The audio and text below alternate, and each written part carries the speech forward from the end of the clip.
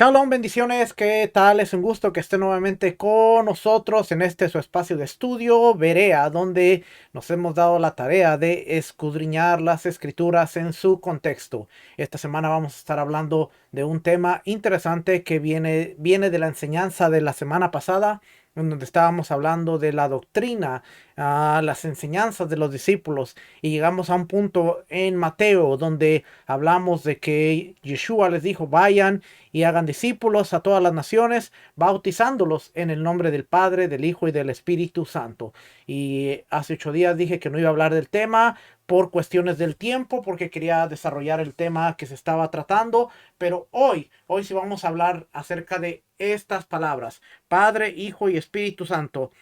¿Qué tiene que ver con la Biblia? Y realmente es bíblico lo que se conoce como la Trinidad. Vamos a ver algunas cositas dentro de lo que es el contexto y después vamos a estar examinando algunos testimonios. Vamos a ver qué miraban los discípulos en el primer siglo, y entonces al final vamos a sacar nuestras propias conclusiones. Así es que hoy va a ser un día de mucha lectura, mucha enseñanza, pero espero que al final podamos entender lo que es el mensaje de la escritura. Así es que vamos a empezar por aquí. Vamos a empezar por aquí. Leemos Mateo. Dice, toda potestad me es dada. Y Yeshua se acercó y les habló diciendo, toda potestad me es dada en el cielo y en la tierra. Por tanto, ir y hacer discípulos a todas las naciones, bautizándolos en el nombre del Padre y del Hijo y del Espíritu Santo, enseñándoles que guarden todas las cosas que os he mandado. Y he aquí que yo estoy con vosotros todos los días hasta el fin del mundo. Amén. Lo primero que nosotros vemos al leer estas palabras es mi Biblia dice en el nombre del Padre, del Hijo y del Espíritu Santo. Y la Biblia dice así, pero cabe recordar que lo que nosotros tenemos ahora es una traducción de una traducción de una traducción de una traducción. Quiere decir que no es el documento original. Es más, no hay indicios de que haya un documento original. Puede haber una de las copias más antiguas, pero hasta el día de hoy no ha aparecido una copia original o un original de lo que se escribió en el primer siglo. Así es que estamos nosotros poniendo nuestra confianza en lo que es una traducción de una traducción de una traducción, y en ese aspecto muchas veces es difícil defender y decir, mi Biblia dice esto, porque tenemos que entender que lo que tenemos hoy en día como documento es solamente una copia. Tenemos que apegarnos a el contexto, al entendimiento, cómo pensaba la gente para ver si lo que estamos leyendo es legítimo, es genuino o tuvo algunas modificaciones en el transcurso del tiempo. Acuérdense que estamos hablando de documentos que se escribieron casi ya alrededor de 2000 años, 1900 años atrás. Entonces tenemos que pensar eso. Pero fíjese, lo interesante que quiero presentarle es que en la Biblia Jerusalén, la Biblia que es de un corte católico, fíjese lo que dice. Vamos a leer esto y después vamos a entrar a toda la información. Dice aquí, ah, y Yeshua, versículo 18, se la voy a leer como está para que sea más certero. Jesús se acercó a ellos y les habló así: me ha sido dado todo poder en el cielo y en la tierra. Vayan pues y hagan discípulos a todas las gentes, bautizándolas en el nombre del Padre y del Hijo y del Espíritu Santo. Pero si se fija este asterisco aquí, de hecho, yo tengo lo que es la Biblia, esta de aquí, la Biblia Jerusalén, latinoamericana Jerusalén, y esa parte trae notas al pie. Si usted se fija en esta Biblia, al pie de nota, siempre trae todo esto de aquí, ¿ve? Estas partecitas de aquí. ¿Ve? Todo eso es el pie de notas. Bueno, ese asterisco que usted está viendo ahí, fíjese lo que dice ahí. Dice aquí el asterisco. El libro de los Hechos habla de bautizar en el nombre de Jesús. Ver Hechos 1.5, Hechos 2.38. Más tarde se hizo explícita la vinculación del bautizado con las tres personas de la Trinidad en el contexto litúrgico bautismal de la comunidad primitiva. Eso quiere decir que nos está dando indicios de que eso vino más, fue algo tardío, no lo que era la comunidad primitiva, lo que se conoce como la iglesia primitiva, pero dice esto fue más adelante, porque en el libro de Hechos, cuando vemos a los discípulos, ellos están bautizando en el nombre de Yeshua. Uh, una pequeña investigación que le quiero presentar aquí. Vamos a leer aquí un poco y después vamos a usar logos para hablar muchas de estas cositas. Que de hecho se los voy a mostrar en logos. ¿Okay? Dice aquí, Mateo 28, versículo 19. Como parte introductoria del presente estudio es conveniente conocer que la Trinidad es el dogma. Un dogma, una enseñanza, un dogma central del catolicismo, incorporada en las Biblias por la teología de la Iglesia Católica Romana como el misterio de la Trinidad.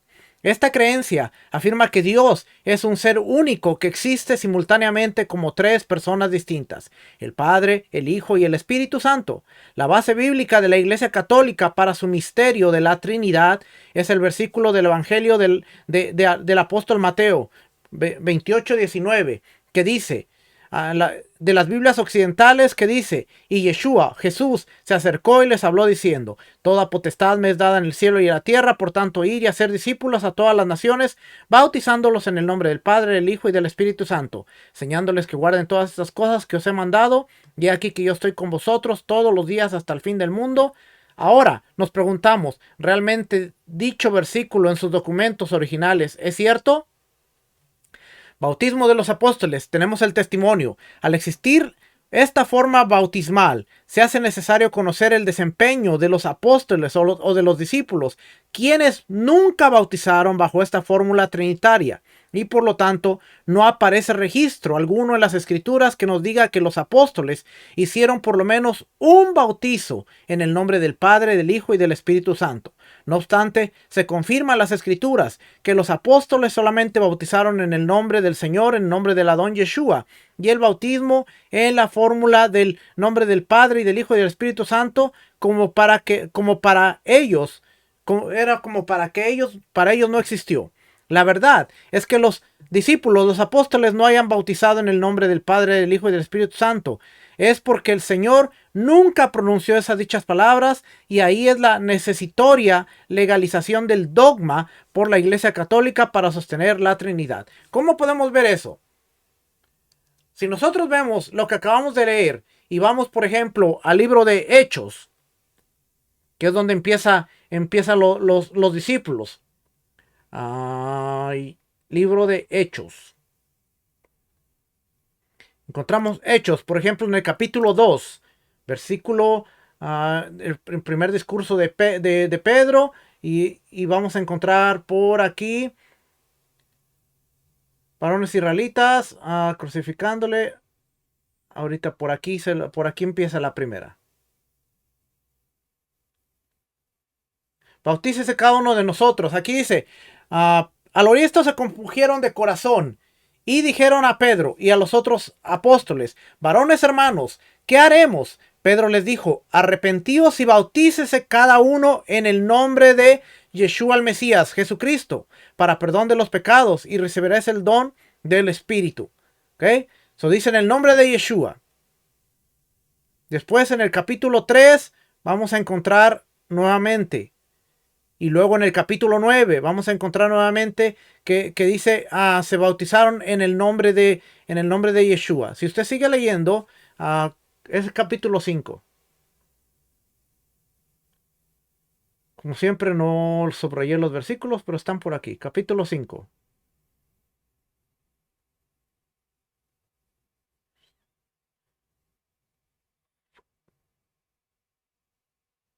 Por aquí lo vamos a encontrar.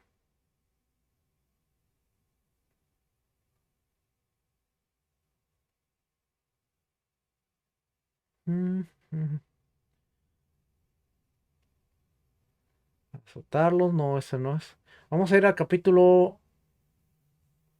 Es más, déjeme hacer algo.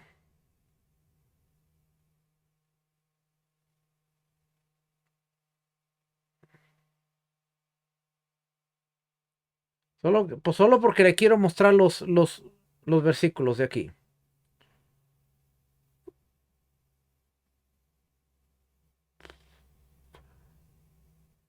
Versículo capítulo 3.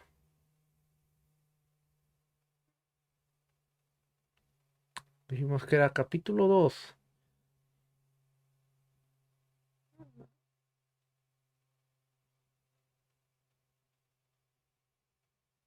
Bautizados. Déjenme. Voy a ver, voy a ver dónde aparecen todas esas palabras. Bautizar.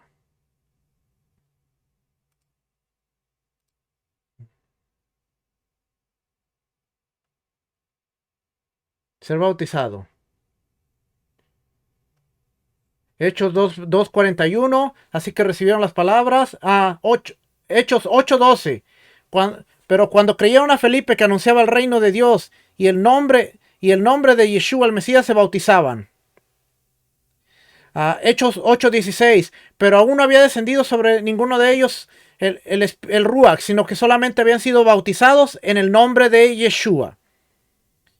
Después vamos a encontrar Hechos 19:5. Cuando oyeron estos, fueron bautizados en el nombre del Señor Yeshua. Romanos 6:3. ¿O no sabéis que todos hemos sido bautizados en el Mesías Yeshua?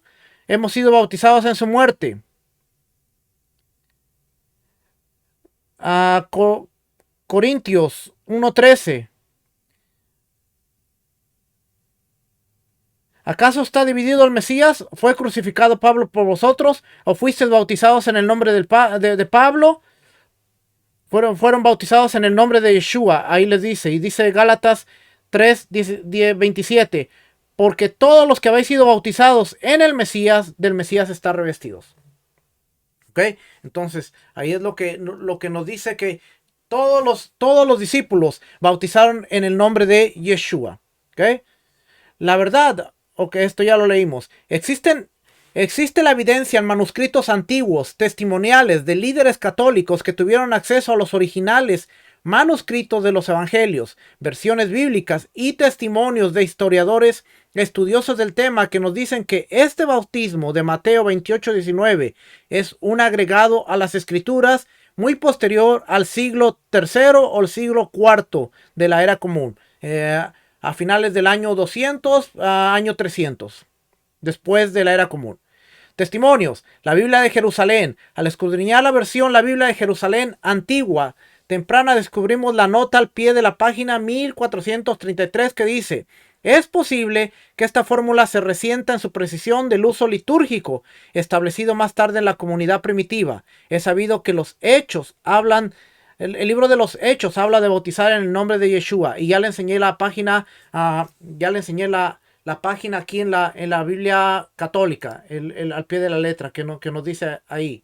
Que fue más tarde se hizo explícita la vinculación del bautizado con las tres personas de la Trinidad. Es importante anotar que la versión de la Biblia de Jerusalén es una de las principales versiones católicas, y lo sorprendente es que en ella se reconoce que los apóstoles bautizaban en el nombre de Yeshua solamente, y no en el nombre del Padre y del Hijo y del Espíritu Santo. También es importante anotar que los mismos que introdujeron el verso de Mateo 28:19 en el siglo IV, ahora dicen que este verso fue introducido por sus mismas comunidades católicas posteriores, por lo que se resiente en su precisión establecida por el uso litúrgico más tarde de la misma comunidad primitiva, alrededor del año 400 después del Mesías. Asimismo podemos ver la alteración en Primera de Juan 5:7, pero por el momento solo hablaremos de el capítulo 28:19 que estamos estudiando. Según Eusebio de Cesarea fue uno de los primeros padres de la iglesia, considerado padre de la iglesia cristiana, y de hecho vamos a hablar de ello. Tengo libros en Logos, ahorita vamos a ver eso. Revisando la historia, nos encontramos que Eusebio de Cesarea también conocido como Eusebios Pamphili, del año 265 al 339 después de la era común, fue obispo de Cesarea y se le conoce como el padre de la historia de la iglesia, porque sus escritos están entre los primeros relatos de la historia del cristianismo primitivo.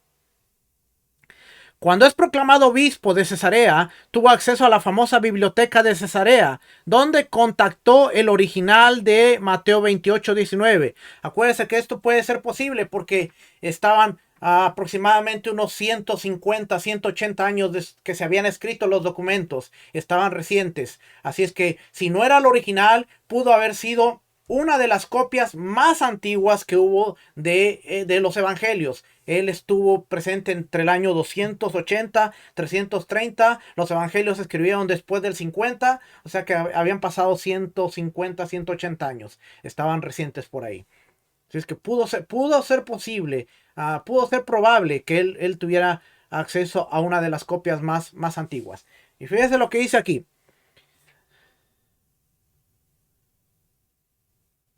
Y este es su testimonio acerca de las palabras verdaderas de Mateo, que Mateo plasmó en su evangelio en el capítulo 28, versículo 19. En el libro 3 de Eusebio, de la historia de Eusebio, capítulo 6, 132, de la 132 a la página 152, dice: el Señor dijo a sus discípulos: id y hacer discípulos de todas las naciones en mi nombre, enseñándoles a observar todas las cosas que yo os he mandado. Asimismo, en su libro 9, capítulo 11, el párrafo 445 también anota y dice: id y hacer discípulos de todas las naciones en mi nombre. Y en su libro 1, capítulo 5, capítulo 9, en la página 24 anota: id vosotros y hacer discípulos de todas las naciones, enseñándoles que observen todas las cosas las cuales yo os he mandado. Si se da cuenta, aquí no aparece ni siquiera el bautícenlos en el nombre del Padre, el Hijo y el Espíritu Santo. Las anteriores citas, según Eusebio, refleja el verso como él lo leyó del texto en la biblioteca de Cesarea. Y vosotros a todo el mundo y haced discípulos de todas las naciones en mi nombre. Sobre Eusebio, Frederick Cornwallis, Connie Bear, del 1856 al 1924, era un orientalista británico, miembro del University College de Oxford y profesor de teología en la Universidad de Oxford. Dio testimonio de este hecho y escribió: de los testigos patrísticos, o sea, los testigos padres de la iglesia, del texto del Nuevo Testamento, tal como estaban los manuscritos griegos alrededor del año 300 al 340, ninguno es tan importante como Eusebio de Cesarea, puesto que vivía en la mayor biblioteca cristiana de la época, aquella que Orígenes y Pamphilus habían reunido. En su teofanía, que se conserva en una versión siriaca antigua de un códice de Nitria escrito en el año 411, que está en el Museo Británico, en su famosa historia eclesiástica y en su panegírico del emperador Constantino. Tras una moderada búsqueda en estas obras de Eusebio, he hallado 18 citas de Mateo 28:19 y siempre están en la forma siguiente: id y hacer discípulos de todas las naciones en mi nombre, enseñándoles a observar todas las cosas que yo os he mandado. Nuevamente, en las 18 versiones no está bautícelos en el nombre del Padre, del Hijo y del Espíritu Santo. Según Justino Mártir, otro de los considerados padres de la iglesia, Justino Mártir fue uno de los primeros padres de la iglesia católica romana, que ayudó a cambiar el antiguo bautismo de en el nombre de Jesús o Jesucristo o Yeshua a los títulos de Padre, Hijo y Espíritu Santo. Según Jerónimo del 331 al 420, autor de la versión latina de las Escrituras conocida como la Vulgata, confirma la existencia del Evangelio hebreo de Mateo y declara: Mateo, que también es Leví, compuso el Evangelio en el idioma y caracteres hebreos. Además, el mismo está preservado hasta este día en Cesarea, en la biblioteca coleccionada por el mártir Pamphilios. Y dice así: Yeshua se acercó hacia ellos y les dijo: a mí se me ha entregado todo el poder en los cielos y en la tierra. Vosotros, id a ellos en mi nombre y cuidad de ellos para que cumplan todas las cosas que os he mandado. Y yo estoy con vosotros hasta siempre. Ahora, el mundo académico está de acuerdo en una cosa, y lo que está de acuerdo en el mundo académico es que Mateo, el Mateo Shem Tov o el Mateo hebreo, realmente es una traducción del Mateo original que fue escrito en griego. Así es que cuando la gente dice, no, pero es que hay un Mateo original en hebreo, bueno, el consenso general del mundo académico es que realmente el Mateo original no fue escrito en hebreo.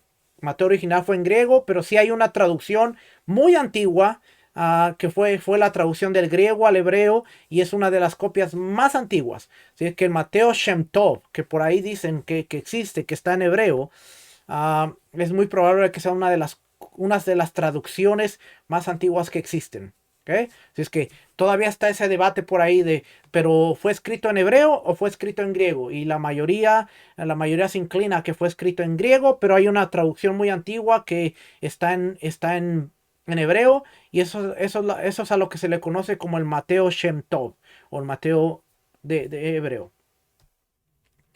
Según Benedicto XVI, el cardenal Joseph Ratzinger, conocido hoy en día como el Papa Benedicto XVI, reconoció en su libro Introducción al Cristianismo, las páginas 50 a 51, y dice de la siguiente manera: la forma básica de nuestra profesión de fe se manifestó durante el transcurso de los siglos segundo y tercero en relación con la ceremonia del bautismo. En cuanto a su lugar de origen se refiere, el texto de Mateo 28:19 llegó desde la ciudad de Roma. El bautismo de la Trinidad y el texto de Mateo 28:19, por tanto, no se originó en la iglesia original que se inició en Jerusalén alrededor del año 33.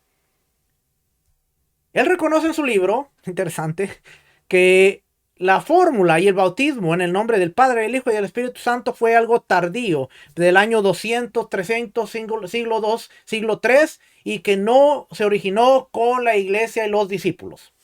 Le estoy dando el testimonio. Vaya y compre el libro. Yo no lo tengo, solamente agarré la cita por ahí, pero es Introducción al Cristianismo de Benedicto XVI.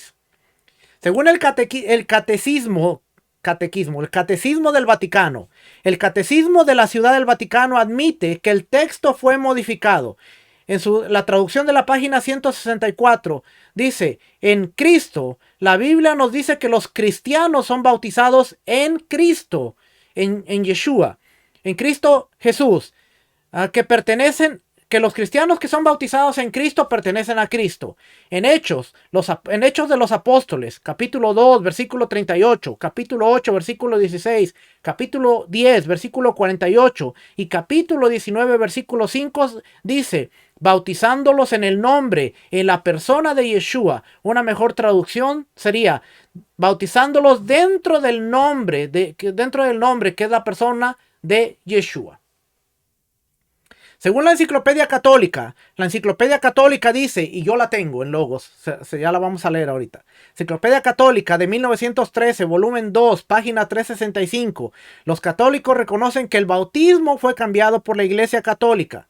Enciclopedia Católica, volumen 8. Enciclopedia Católica de 1967, edición 2, volumen 2, páginas 56 a 59.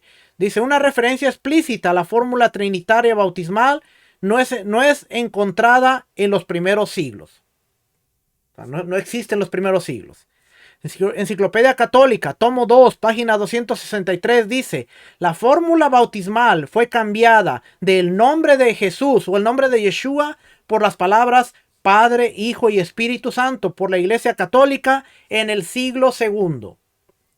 En la práctica continua, a partir del siglo IV, la frase en el nombre del Padre y del Hijo y del Espíritu Santo se convirtió en una práctica continua hasta nuestros días. Ahora no solamente la Iglesia Católica reconoce el cambio bautismal, que era en el nombre de Yeshua o en el nombre de Jesús.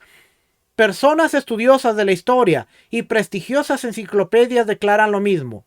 Aún es tiempo para que la cristiandad moderna recupere las palabras de nuestro Señor, retomando las palabras como fueron verdaderamente anunciadas por el Señor y escritas en el Evangelio de Mateo. Otras enciclopedias y documentos. Normanger, teólogo anglicano de Cambridge, en la Trinidad Divina, 1977, página 21 y 22 dice: Mateo 28, 19 no pretende ser una declaración de el Señor histórico y presenta una adición hecha por los primeros católicos de la Iglesia después de su muerte. Del mismo modo, las referencias al Padre, Hijo y Espíritu Santo en los cuatro evangelios no fueron pronunciadas por el Señor Yeshua.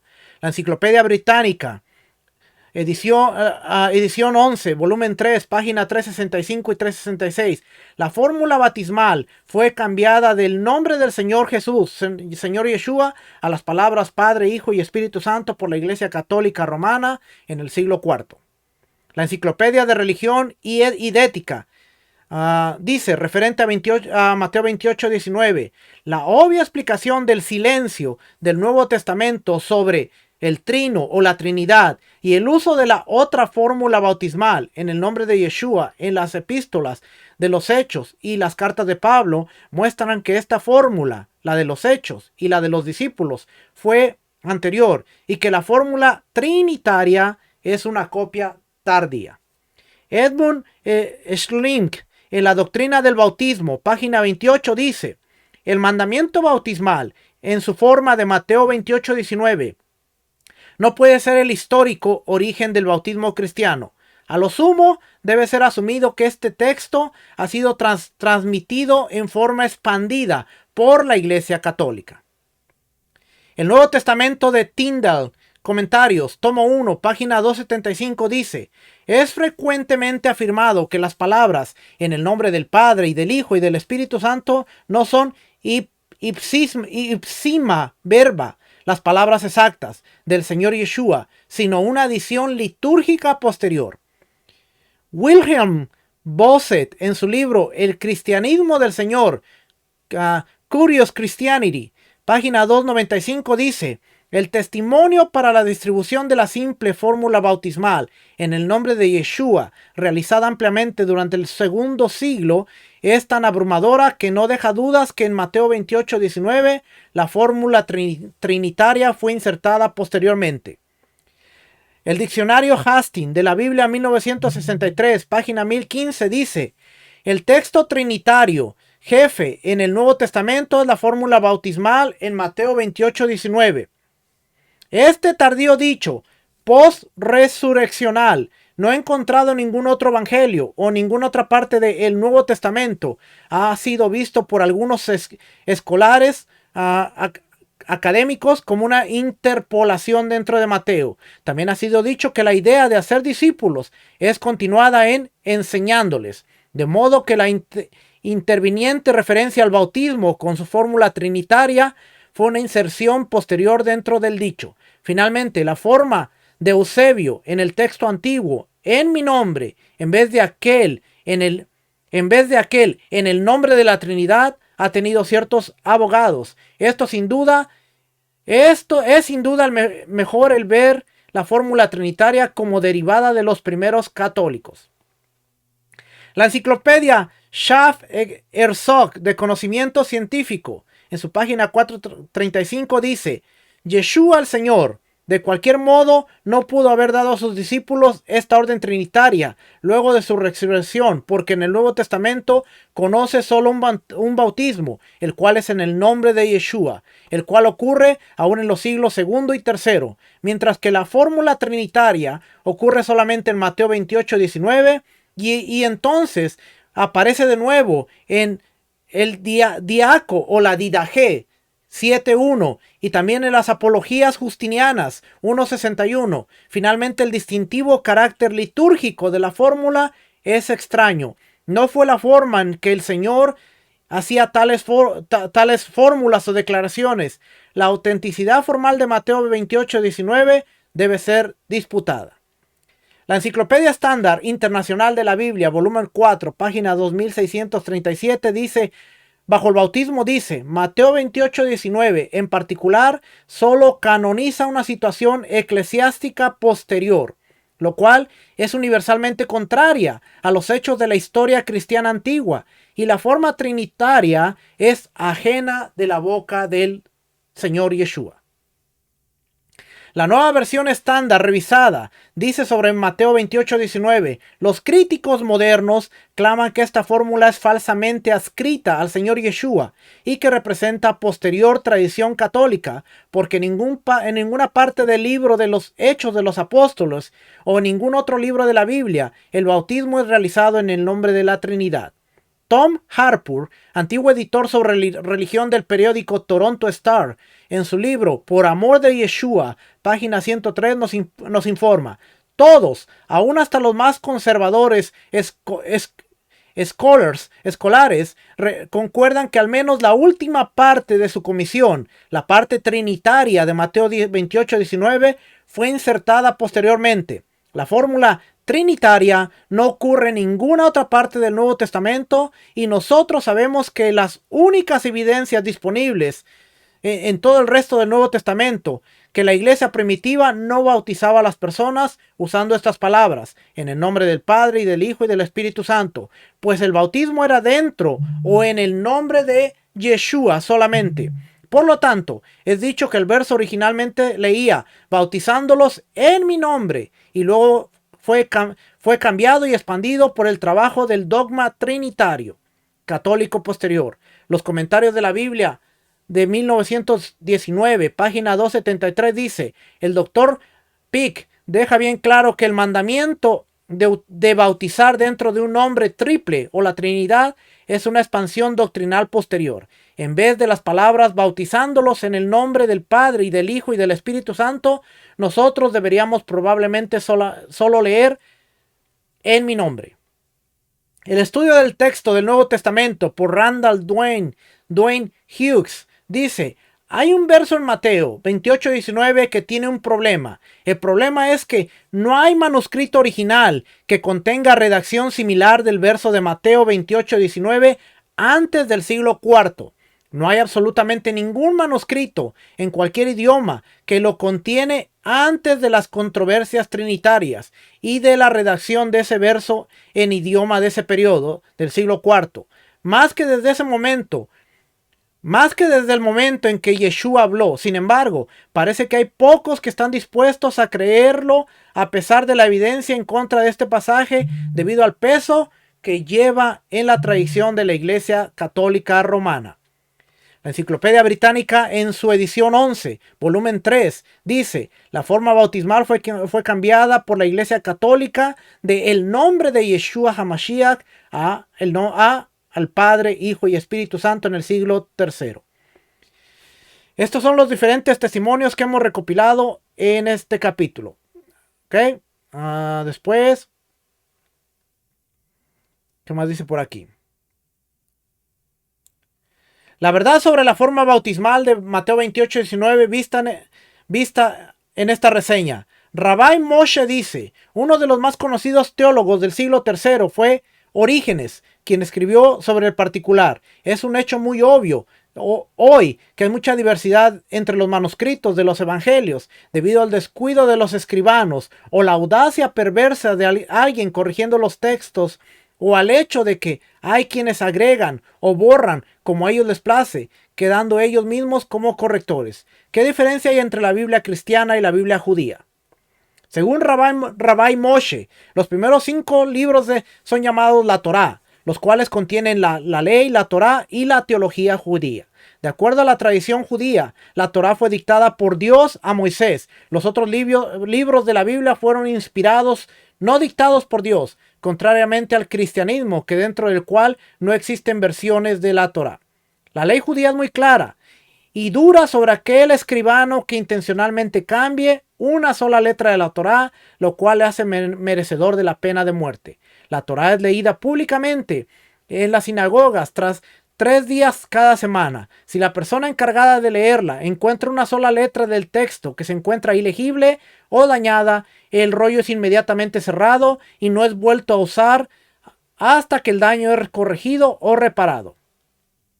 Después de que el Estado judío fue restablecido en 1948, después de 2000 años de exilio judío, miles de rollos de Torá fueron traídos de vuelta a Israel de todos los rincones del mundo. No hubo ninguna diferencia textual en los rollos. Estos demuestran la profunda credibilidad de la transmisión de la Torá judía por más de 3200 años. Eso quiere decir que cuando ellos trajeron rollos de muchas partes del mundo, todos no tenían ni una sola letra diferente. Entonces, eso quiere decir que la Torá no ha cambiado. Las traducciones de la escritura hay muchas y cada traducción es diferente dependiendo el enfoque que se le da. La verdadera traducción de acuerdo a los originales hebreos, nuevamente, es muy probable que no hubiera un original hebreo, pero dice aquí, traducción original hebrea. Y Yeshua se acercó a ellos y les dijo, a mí se me ha dado poder, todo poder en el cielo y en la tierra. Vayan ustedes y enséñenles a guardar todas las palabras que les he mandado siempre. Y Yeshua se acercó a ellos y les dijo, a mí se me ha dado todo poder en el cielo y en la tierra. Y aquí está la traducción del hebreo. Vayan ustedes. Versículo 20. Y enséñenles a guardar todas las palabras que les he mandado hasta siempre. Beshameru otam lekayem kol hadevarim asher sibeti etchem ad olam. Así es como se leería, más o menos. No soy experto en hebreo. Eusebio de Cesarea. El historiador Eusebio de Cesarea, heredero de la extensa biblioteca de Pamphilus, donde se conservaba una copia del texto original de Mateo, sino el texto original mismo, confirma que en el capítulo 24 del tercer libro de su historia eclesiástica, que Mateo escribió en hebreo el evangelio que lleva su nombre. Es pues bien sabido que el evangelio de Mateo fue escrito en hebreo y en griego, y que el texto hebreo circulaba entre los judíos cristianos. Jerónimo, autor de la versión latina de las escrituras conocida como la Vulgata, confirma. Y aquí sigue hablando de lo mismo, de la versión en hebreo. ¿Cuánto me falta de esto? Sigue diciendo lo mismo. Ok, vamos a entrar entonces en la partecita donde ya vimos el testimonio de muchas cosas que están ocurriendo a través de la historia. Pero ahora vamos a ver algunas cosas que encontré interesantes por aquí. Vamos a mi herramienta preferida, Logos, y me encontré este recurso que se llama el Nuevo Testamento judío con anotaciones judías. Fíjense lo que dice aquí. Este está en inglés. ¿Ok? Fíjense lo que dice aquí en esta parte de aquí.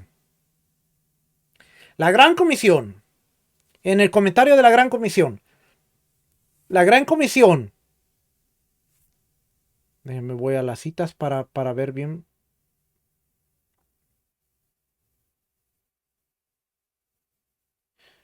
Los actos de Pilatos. Ok.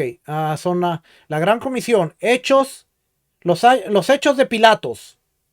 1:14, 1:16. Al igual que Moisés, las últimas instrucciones de Jesús se dan desde una montaña. 17. Algunos dudaron, la duda y la fidelidad a la misión de Jesús nos excluye mutuamente. Toda autoridad en el cielo y en la tierra, el dominio del Mesías resucitado se ha convertido en el mundo entero. Esto hace alusión a Daniel 7:14. Le fue dado dominio, gloria y reino para que todos los pueblos, naciones y lenguas le sirvieran. Su dominio es dominio eterno y que nunca pasará, y su reino uno que no será destruido. Se está diciendo que es el cumplimiento de Daniel. Pero fíjense lo que dice aquí. Hacer discípulos a todas las naciones. El cambio. Déjenme abrir esto un poquito más. Hacer discípulos a todas las naciones. El cambio de estatus de Yeshua impulsa la aplicación de la misión para incluir tanto a judíos como ahora a gentiles. Todas las naciones, el griego, panta ta etne, puede leerse como todos los gentiles. La misión de Israel nunca se abroga.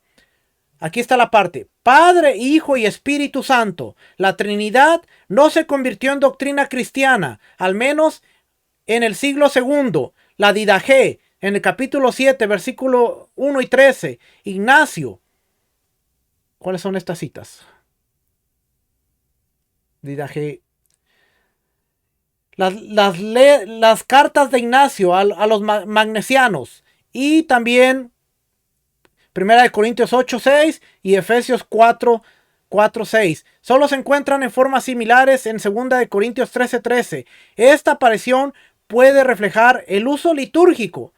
Este hecho puede reflejar el uso litúrgico en la comunidad posterior de Mateo, ya que en otros relatos del bautismo, por ejemplo, Hechos 2:38, no utilizan esta fórmula. Este nos está diciendo lo mismo, que fueron unas adiciones posteriores. El Sonderban, el comentario de los trasfondos culturales, Sonderban, nos dice aquí, en el nombre del Padre y del Hijo y del Espíritu Santo, los judíos no se bautizaban en el nombre de una persona. El bautismo en el nombre, nótese el singular, dice en el nombre, mas no dice los nombres del Padre, del Hijo y del Espíritu Santo. Se asocia a los tres como distinciones personales, una indicación temprana de la divinidad trinitaria y una proclamación abierta de la deidad de Yeshua. Este otro libro, que se llama un comentario de Mateo. Comentario de Mateo. Dice, ¿de dónde me está traduciendo? Voy a traducir esta parte de aquí. O estaba traduciendo esta nota de aquí. Pero déjenme les leo esta parte de aquí.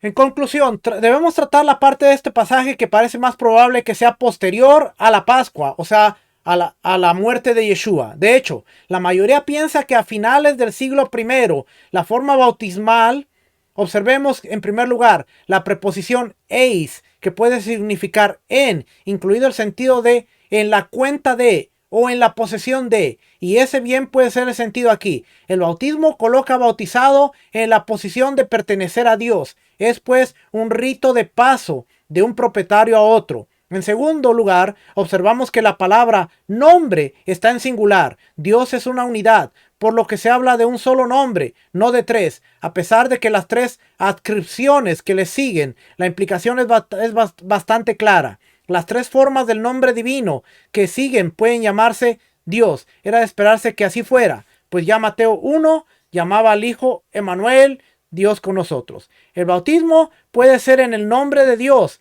el que se convierte en Señor del converso. Aunque no hay una teología trinitaria completa en el siglo I, oiga, no había una trinidad en el siglo I cuando estaban los apóstoles, los discípulos, teos. No hay materia prima de tal creencia en este texto y en textos doxológicos como 2 de Corintios 13:14 o 1 de Corintios 12 del 4 al 6, y no hay razón por la que tales creencias pudieran haber existido en los años 80. La Didache, en su capítulo 7, sugiere que la fórmula trinitaria debe ser anterior al siglo II de la era común, ya que la encontramos siendo utilizada fácilmente en ese documento. No puede ser de finales del siglo I o como muy tarde de principios del siglo II. No debería sugerirse que se trata de una teología posterior impuesta al Nuevo Testamento. Más bien deberíamos hablar de crecimiento orgánico y la articulación de una creencia ya implícita y en algunos lugares explícita del Nuevo Testamento. Este comentario está aceptando que no estaba en uso en el primero, pero dice hay indicios y eso está probando que hay una trinidad ahí. Aunque no lo dice el texto, pero implícitamente está ahí.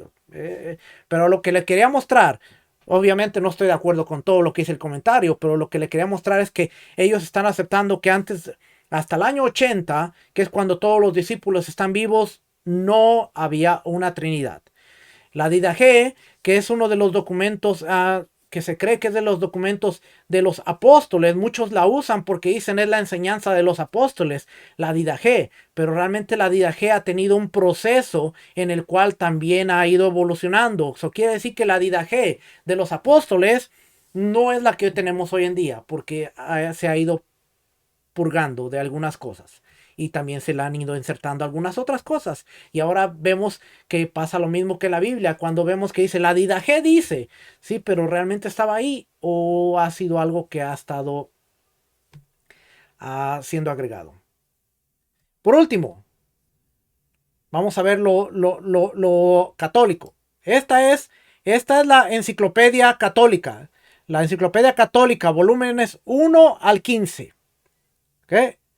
Dice 482 artículos, cientos de mapas y contribuciones de más de 1500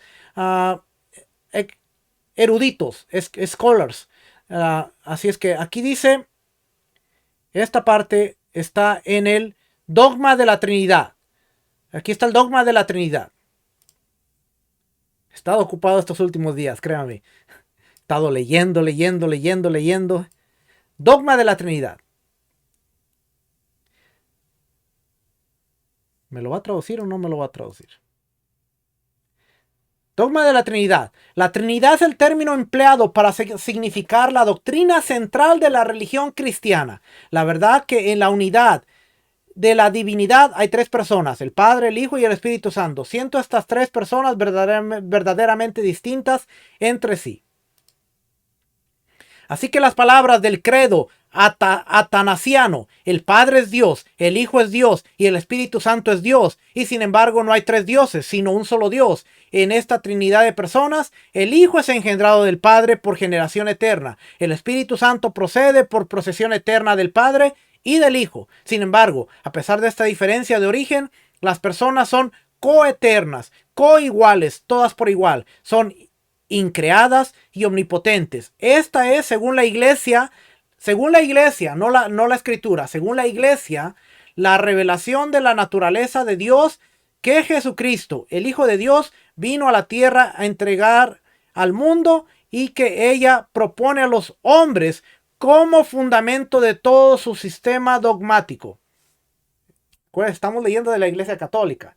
Los hombres, Dios los puso como fundamento de su sistema dogmático. Por eso, el Papa tiene infalibilidad. Lo que diga el Papa no se puede cuestionar, porque es el representante de Dios en la tierra para transmitir su voluntad. Y es inefable, tiene inefabilidad. No puedes cuestionar al Papa.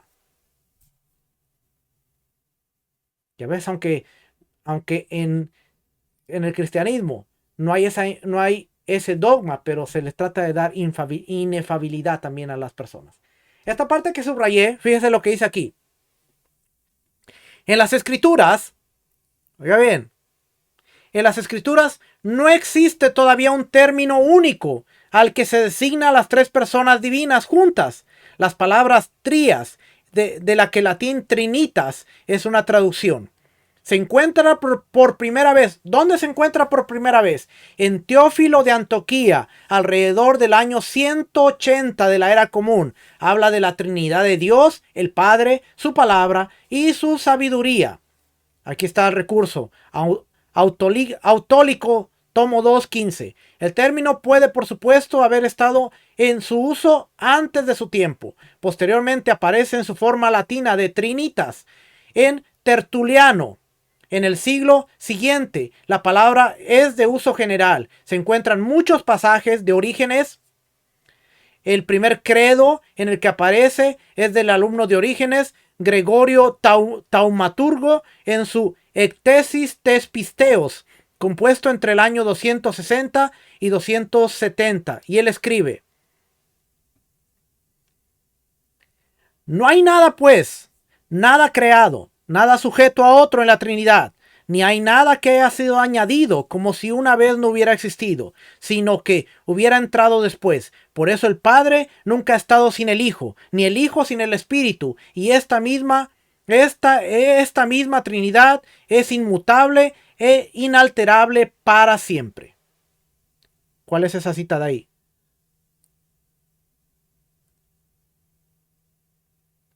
Está la cita.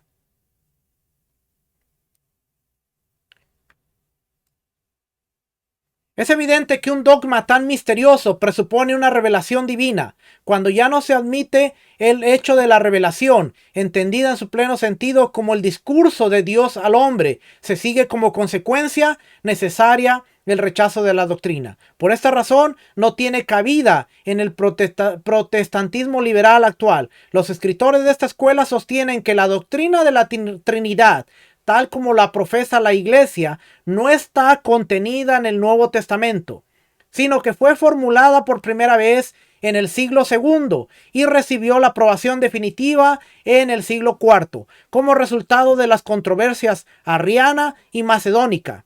En vista de esta afirmación, es necesario considerar con cierto detalle las pruebas que ofrece la Sagrada Escritura. Recientemente se ha intentado aplicar las teorías más extremas de la religión comparada a la doctrina de la Trinidad y explicarla por una ley imaginaria de la naturaleza que obliga a los hombres a agrupar los objetos de su culto de 3 en 3. Parece innecesario hacer más que una referencia a estas extravagantes opiniones que los pensadores serios de todas las escuelas rechazan por carecer de fundamento. Y sigue por aquí el artículo, así es que vamos a ver qué dice aquí. El Nuevo Testamento. La evidencia de los evangelios culmina en la comisión bautismal de Mateo 28:20. De las narraciones de los evangelistas se desprende que Cristo solo dio a conocer la gran verdad a los 12 paso a paso. Primero les enseñó a reconocer en sí mismo al Hijo Eterno de Dios. Cuando su ministerio tocaba su fin, prometió que el Padre enviaría en su lugar otra persona divina, el Espíritu Santo. Finalmente, después de su resurrección, les reveló la doctrina en términos explícitos, ordenándoles ir y enseñar a todas las naciones, bautizándolos en el nombre del Padre y del Hijo y del Espíritu Santo. La fuerza de este pasaje es decisiva, que el Padre y el Hijo son personas distintas, se seducen de los términos propios, que se excluyen mutuamente. La mención del Espíritu Santo en la misma serie estando los nombres conectados el uno con el otro por las conjunciones y es prueba de que tenemos aquí una tercera persona coordinada con el Padre y el Hijo, y excluye totalmente la suposición de que los apóstoles entendieran al Espíritu como una persona distinta, sino como Dios visto en su acción sobre las criaturas. Esa es la explicación que ellos están dando. Y dicen, ok, Él reveló al Padre, después el Hijo, y después les dio a conocer que cuando Él se fuera iba a enviar a otra persona divina que era el Espíritu, y en la comisión les dijo en el nombre del Padre, del Hijo y del Espíritu Santo, haciendo entender que los tres son Dios.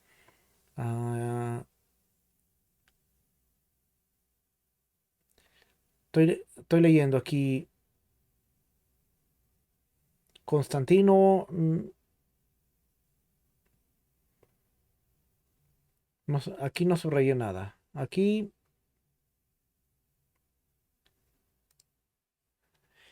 En este libro se llama Historia del Cristianismo. Es un recurso cristiano, de hecho.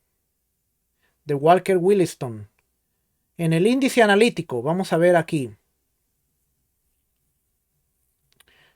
Fue como se me hizo más fácil. ¿Ok?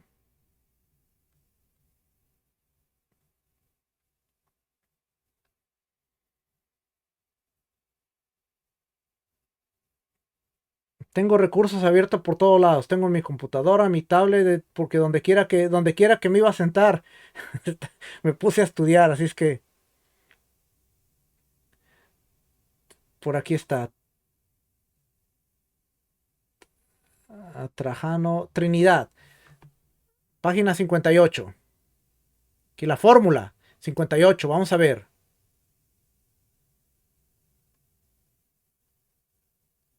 A diferencia del gnosticismo, el montanismo fue un movimiento de origen claramente cristiano. En la mayoría de las iglesias del siglo II se iba esfumando cada vez más la primitiva esperanza del pronto retorno del Mesías.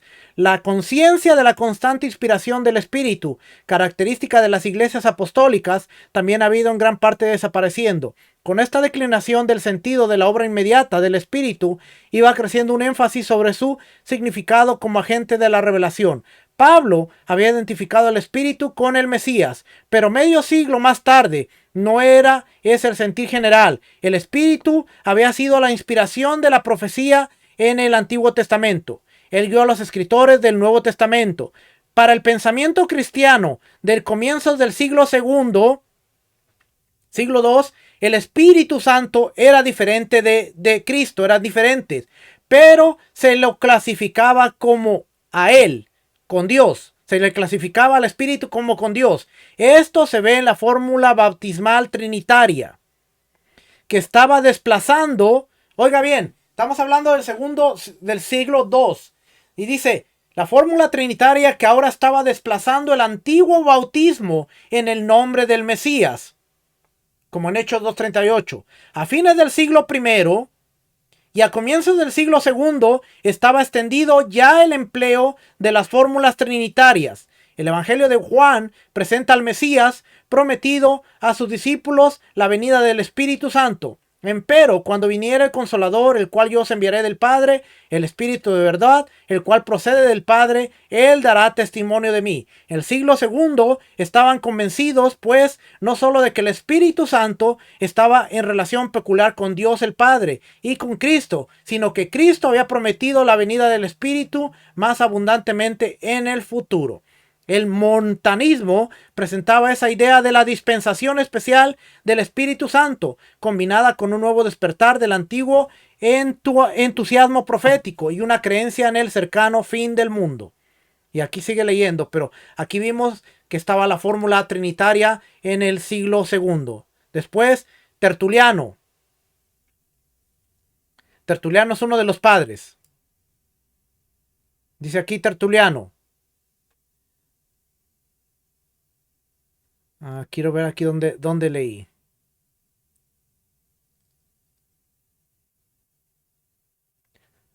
La obra más importante de Tertuliano fue la definición de la cristología del logos, aunque él prefería utilizar la designación hijo más que logos, si bien su contenido no fue mucho más allá de lo que habían ido ya los teólogos de Asia Menor, y especialmente los apologistas. En su mente legal dio una explicación, una claridad tal como no habían tenido antes. Su principal obra en este sentido fue escrita durante su periodo montanista, contra Praseas. Ahí define a la divinidad en términos que casi anticipan el resultado de Nicea.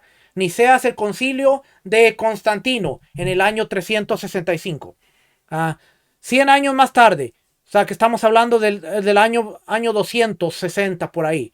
Todos son de uno. Aquí es donde sale después la Trinidad.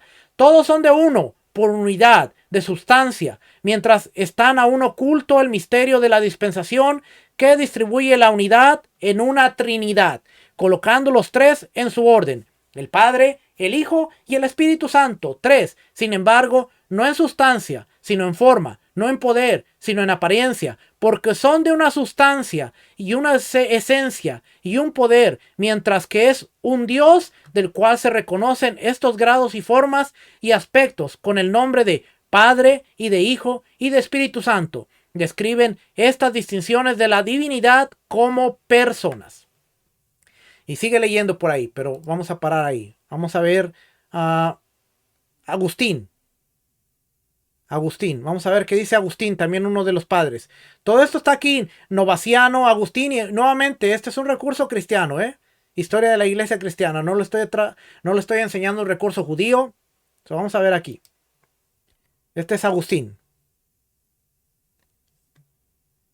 El secreto de la influencia de Agustín reside en gran parte en su piedad mística, aunque se le encuentra en todas sus obras. La expresión más plena de esa piedad es quizá la de sus notables confesiones, escritas alrededor del año 400, en las cuales relata sus experiencias hasta su conversión. En la iglesia antigua no se escribió ninguna biografía espiritual semejante, y pocas se le asemejan en cualquier otro periodo de la historia de la iglesia.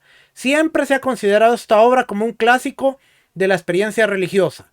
Tú nos has hecho para ti y está inquieto nuestro corazón hasta que descanse en ti. Así mi bien consiste en estar unido con mi Dios, pues si no permanezco en él, menos podré permanecer en mí mismo. Pero Dios da nuevo ser a todas las cosas, permaneciendo el mismo, sin mutación alguna. Y como no tiene necesidad de mí, ni de mis bienes, le conozco por mi Señor y mi Dios. Buscaba entonces el medio de adquirir la fortaleza que me hiciese idóneo para gozarte, y no podría hallarle hasta que me abrazaste con Jesucristo, mediador entre Dios y los hombres, y verdadero Dios, bendito y alabado por todos los siglos, el cual me está llamando. Ahora él llama a Jesús como el verdadero Dios. Toda mi esperanza, Dios y Señor mío, se funda únicamente en tu grandísima misericordia. Dame lo que me mandas y manda lo que quieras. Te amaré, Señor, y te daré gracia y confesaré tu nombre por haberme perdonado tantas malas obras y tan abominables y perversas. A ti, gracia y misericordia, debo que hayas deshecho mis pecados como se deshace el hielo. Hay aquí una nota de devoción personal profunda como no se había oído en la iglesia desde los días de Pablo, y con el concepto de la religión como una relación vital con Dios vivo, que habría de ser la influencia permanente, aunque solo se comprendiera en parte. Así pues, el primer pensamiento de Agustín sobre Dios era de una relación personal con un ser en el cual encuentra el hombre de su verdadera satisfacción y su verdadero bien. Pero cuando meditaba en Dios filosóficamente, lo hacía en términos tomados del neoplatonismo, la filosofía griega. Y ahí entró la iglesia, fue donde trató de darle explicaciones a través de el platonismo que venía de Sócrates, Aristóteles, filosofía griega, y es donde ellos tratan de darle la explicación, y más adelante nace la Trinidad. Sigo leyendo por aquí.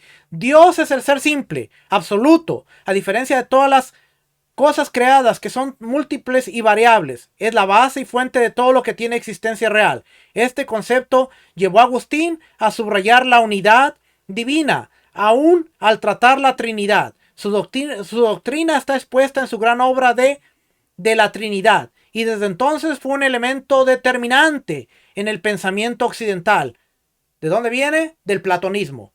Padre, Hijo y Espíritu Santo, un solo Dios, grande, omnipotente, bueno, justo, misericordioso, creador de todas las cosas, visibles e invisibles. Padre, Hijo y Espíritu Santo, de una y la misma sustancia. Dios el creador, la omnipotente Trinidad, obra indivisiblemente. No son tres dioses ni tres buenos, sino un Dios bueno y omnipotente, que es la Trinidad. Tertuliano, Orígenes y Atanasio habían enseñado la subordinación del Hijo y del Espíritu al Padre. Agustín subrayó la unidad, de tal manera que enseñó la plena igualdad de las personas.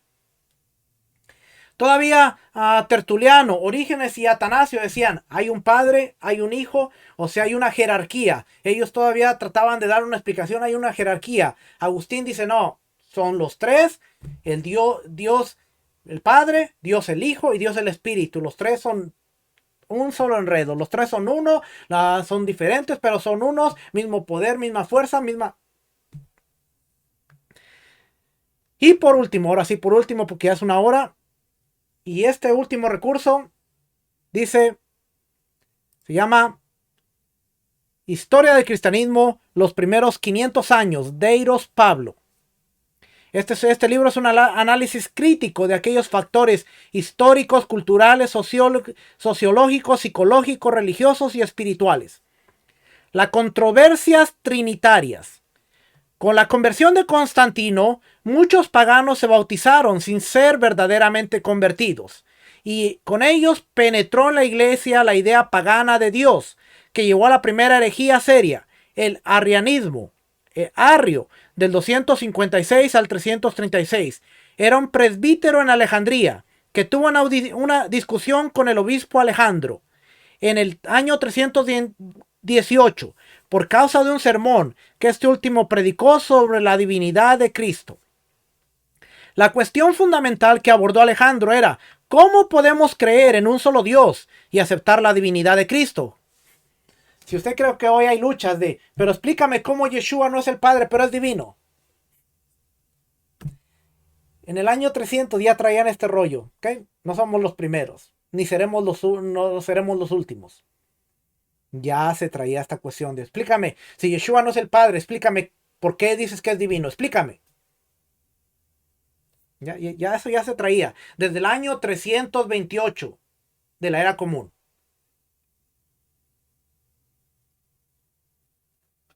Yo cuando veo que dicen, explícame cómo tú dices que Yeshua no es el Padre, que Yeshua no es Dios, pero que es divino.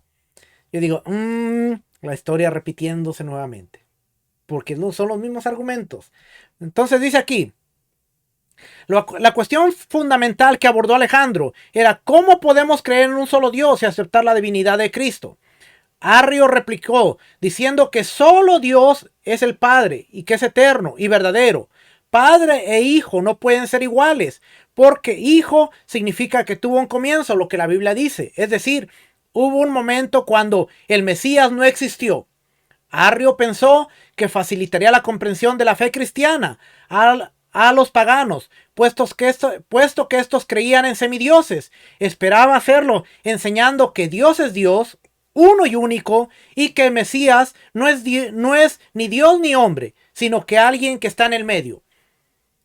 ¿Cómo los semidioses? ¿Cómo? Manuel no decía, es un semidios. Te lo estoy dando en términos que tú entiendas, así como en tu mente tú entiendes cómo funcionan los semidioses. Bueno, Yeshua es eso, pero no es un semidios. Esa fue la gran controversia. Entonces dice aquí, Arrio fue excomulgado y la iglesia se dividió porque la enseñanza arriana tuvo una rápida difusión y se popularizó. ¿Quién lo excomulgó?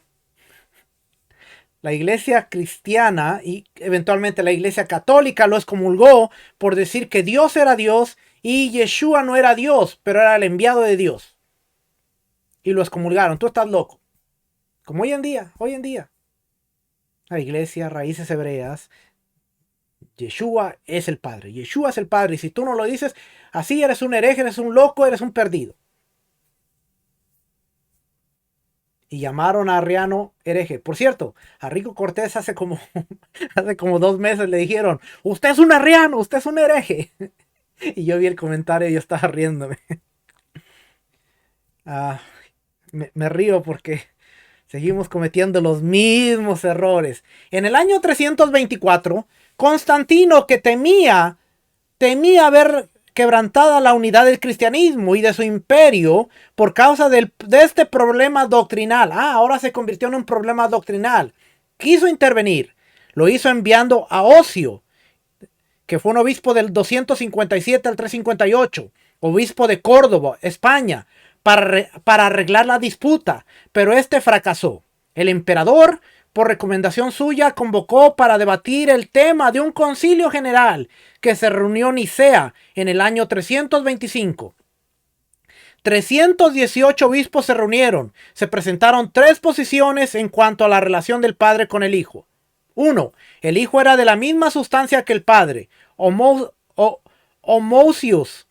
2. El Hijo era de una sustancia diferente a la del Padre, heterousios. Y 3. El Hijo era de una sustancia similar a la del Padre, homoiousios. Atanasio, diácono del obispo de Alejandría, jugó un papel principal al definir que Cristo es una esencia con el Padre. El arrianismo fue condenado, pero la controversia no terminó. A veces los arrianos parecieron ganar, incluso contando con el favor imperial. Atanasio fue exiliado varias veces de Alejandría, pero su posición finalmente tuvo éxito en Occidente. Atanasio dijo, todo el que quiere ser salvo, antes que todo es necesario que tenga la verdadera fe cristiana. Y si alguno no la guardare íntegra e inviolada, es indudable que perecerá eternamente. Y la verdadera fe cristiana es esta. Acuérdense, esto está apareciendo en el año 300. ¿Cuál es la verdadera fe cristiana?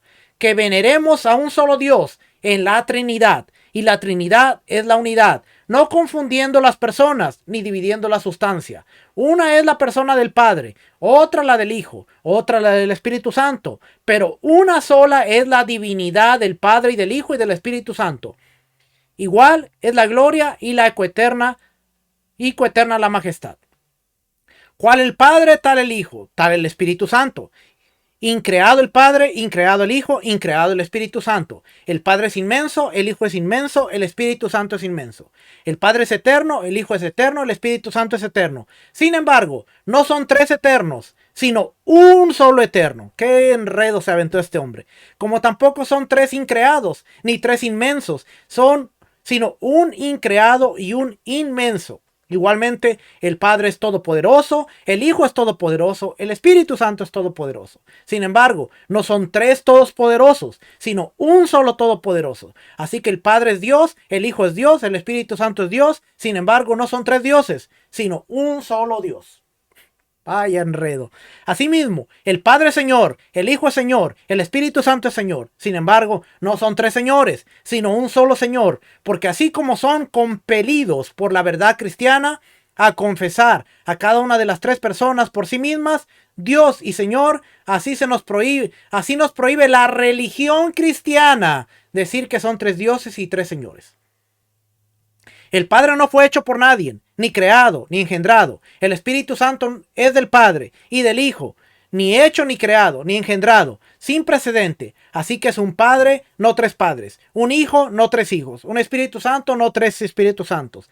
Y esta Trinidad, ninguno es primero o postrero, ninguno mayor o menor, sino que todas las tres personas son coeternas, juntamente coiguales. Así que todas las cosas, como queda dicho, debe ser venerada la Trinidad en la unidad y la unidad en la Trinidad. Quien pues quiere ser salvo, debe pensar así de la Trinidad. Y el que no, un hereje y va para afuera. Además, es necesario para la salvación que se crea también fielmente en la encarnación de nuestro Señor Jesucristo. Esta pues es la fe verdadera, que creamos y confesemos que nuestro Señor Jesucristo, el Hijo de Dios, es Dios y hombre, fue encarnado. Dios de la sustancia del Padre, engendrado antes de los siglos, y nombre de la sustancia de su madre, nacido en el tiempo perfecto, Dios y perfecto hombre, subsistiendo de alma racional y de carne humana, igual al Padre, según la divinidad, menor que el Padre, según la humanidad, quien, aunque es Dios y hombre, sin embargo, no son dos, sino uno solo, Cristo. Uno, empero, no por la conversión de la divinidad en carne, sino por la asunción de la humanidad en Dios. Absolutamente uno, no por la confusión de la sustancia, sino por la unidad de la persona. ¿Qué enredo se aventó este? Y ojo, porque de aquí van a ser el credo de la iglesia. Y no sé si lo tengo por aquí. Déjenme ver si lo tengo. Debe estar aquí, debe estar aquí. Déjenme ver si tengo el credo. Para que vea que la iglesia cristiana tiene el mismo credo que la iglesia católica. Solo le quitó algunas partecitas como siempre, pero debe estar por aquí. Ya me pasé 15 minutos, pero no importa, no importa. Debe estar credo.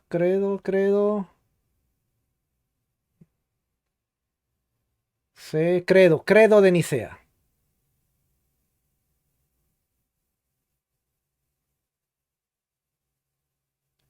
Credo niceno. Fíjense cuántos credos hay aquí. Credo niceno constantinopolatino. Pero credo apostólico.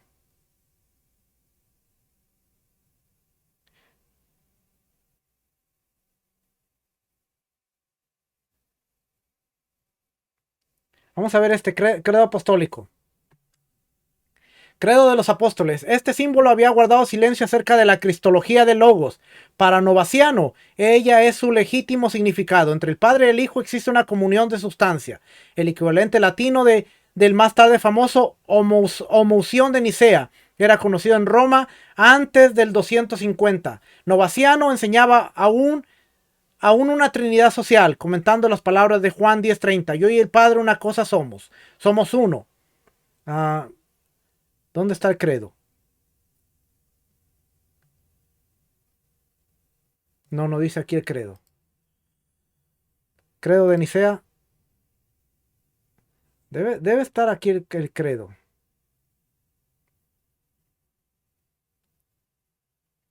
No hecho de una sustancia, por aquí va, fue hecho cosas que eran. Debe estar por aquí el credo. Yo fui católico, es decir, que se lo puedo citar, me lo sé, pero quiero que usted lo lea por aquí.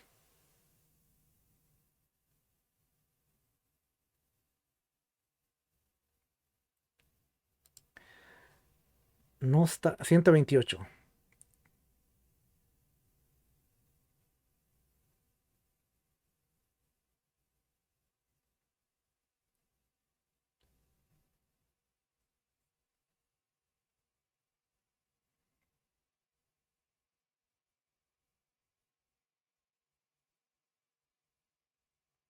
No aparece, hace referencia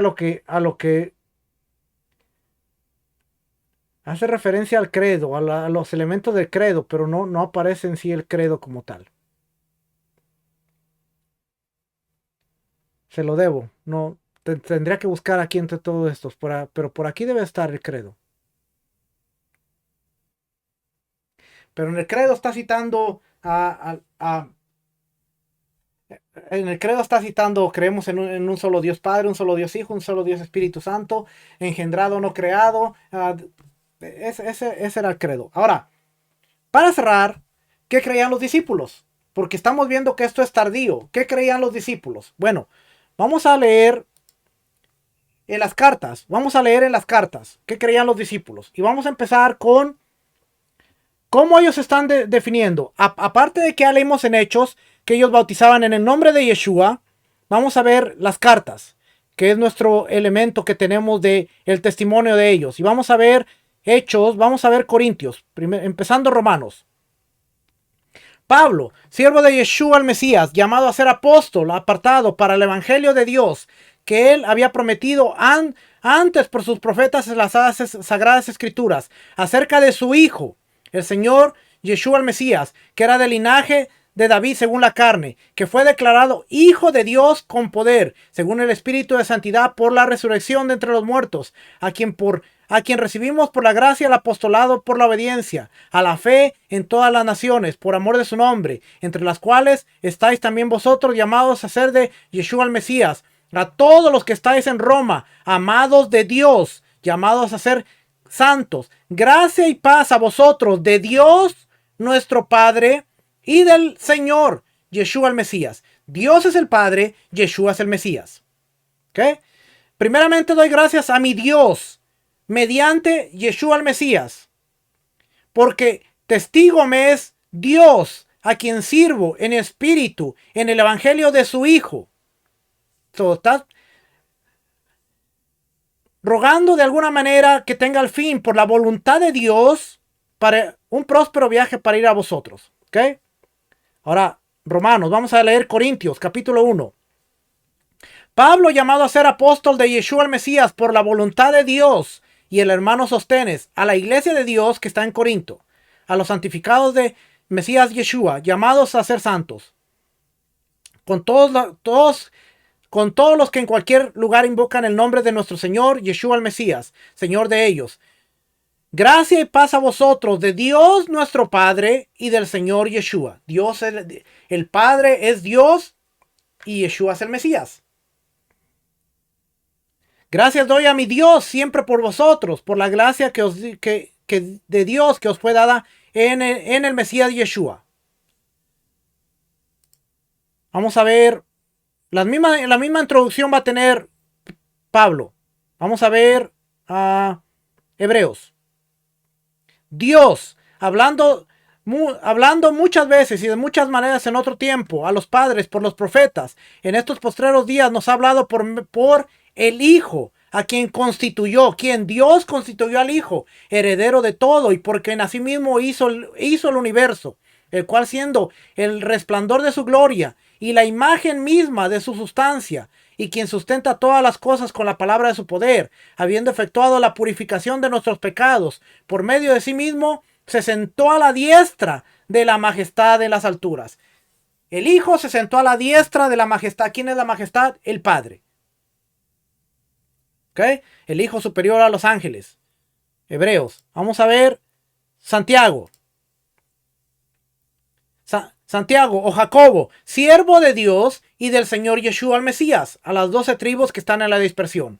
Hermanos míos, tener por sumo gozo cuando halléis en diversas pruebas, sabiendo que la prueba de vuestra fe produce paciencia, mas tenga la paciencia su obra completa para que seáis perfectos y cabales, sin que os falte alguna cosa. Si alguno de vosotros tiene falta de sabiduría, pídala a Dios, el cual da a todos abundantemente y sin reproche, y le será dada. ¿Ok?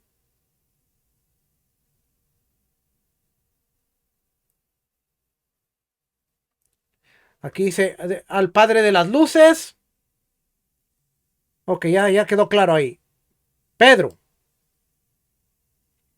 Pedro, apóstol de Yeshua el Mesías, a los expatriados de la dispersión en el Ponto, Galacia, Capadocia, Asia, Bitinia, elegidos según la presencia de Dios el Padre, en santificación del Espíritu, para obedecer y ser rociados con la sangre de Yeshua el Mesías, gracia y paz sean multiplicadas a vosotros. Bendito el Dios y Padre de nuestro Señor Yeshua el Mesías, que según su grande misericordia nos hizo renacer para una esperanza viva por la resurrección de Yeshua de los muertos, para una herencia incorruptible, incontaminada e inmarcesible, reservada a los cielos para vosotros, que sois guardados por el poder de Dios mediante la fe, para alcanzar la salvación que está preparada para ser manifestada en el tiempo postrero. Juan va a decir lo mismo. Juan dice lo que era al principio, lo que hemos oído, lo que hemos visto con nuestros ojos, lo que hemos contemplado y palparon nuestras manos tocante al verbo de vida, porque la vida fue manifestada y la hemos visto y testificamos y os anunciamos la vida eterna, la cual estaba con el Padre y se nos manifestó. Yeshua estaba con el Padre, pero no era el Padre. Lo que hemos visto. Dice, y nuestra comunión verdaderamente es con el Padre y con su Hijo, Yeshua el Mesías. Dios es luz y no hay tinieblas en él. ¿Ok? Judas. Judas, siervo de Yeshua el Mesías y hermano de Jacobo, a los llamados santificados en Dios Padre y guardados en Yeshua el Mesías. Yo creo que después de haber leído la introducción de Jacobo, de Judas, de Pedro, de Pablo, está claro que ellos entendían que Dios es el Padre, como lo habla todo el conocido Antiguo Testamento, el Tanakh. Dios es el Padre, Shema Israel, Adonai Eloheinu, Adonai Echad. Escucha Israel, Adonai, Dios es nuestro Dios único y verdadero, uno y único. Está claro. Entonces quiere decir que hemos visto que hasta el aproximadamente año 80, se creía solamente que Dios era el Padre, Yeshua era el enviado, el Hijo, que era antecedente, preexistente, pero no era Dios. Así que todo esto para explicarle la Mateo 28:19, porque hoy nosotros podemos leer y decimos, pero mi Biblia dice,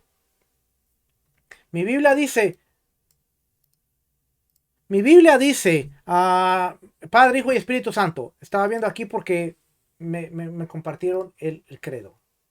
Muchas gracias, muchas gracias. Muchas gracias. Voy a usar el Google, la herramienta de Google. Y espero que se esté viendo ahí.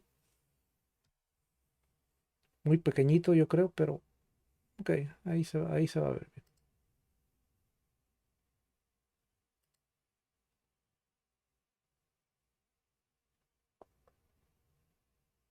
¿Dónde estás? Ok, fíjense lo que dice aquí.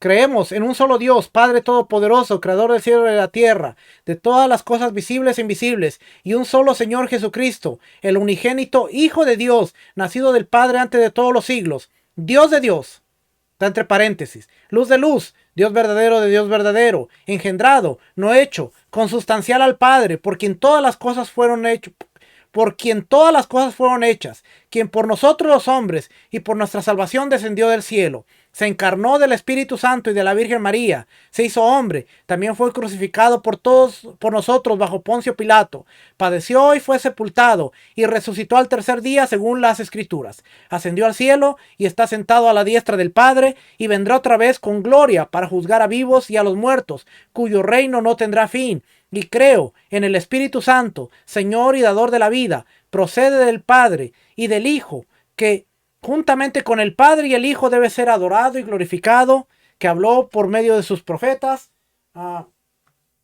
Sigue diciendo, por aquí hay otra parte. Sí, estaba otra parte. Se quedó esta parte aquí. Por los profetas y creemos en una iglesia santa, católica, apostólica. Confesamos un bautismo para la remisión de los pecados y esperamos la resurrección de los muertos y la vida en el mundo venidero. Amén. Ese es el credo. Ese es el credo. Y si usted busca el credo de la iglesia cristiana, es el mismo, sin la parte de creo en la iglesia católica y apostólica. ¿Ve? Así es que ahí lo tiene.